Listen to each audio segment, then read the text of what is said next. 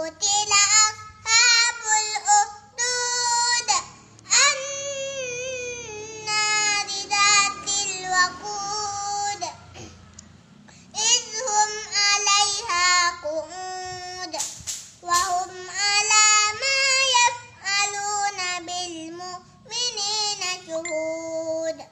وما نقموا منهم إلا أن يؤمنوا بالله العزيز الحميد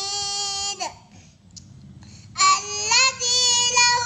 ملك السماوات والأرض والله على كل شيء شهيد إن الذين فتنوا المؤمنين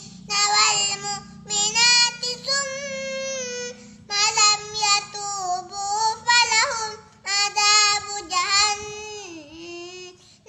ولهم عذاب الحريق إن الذين آمنوا وعملوا الصالحات لهم جنات تجري من تحتها الأنهار ذلك الفوز الكبير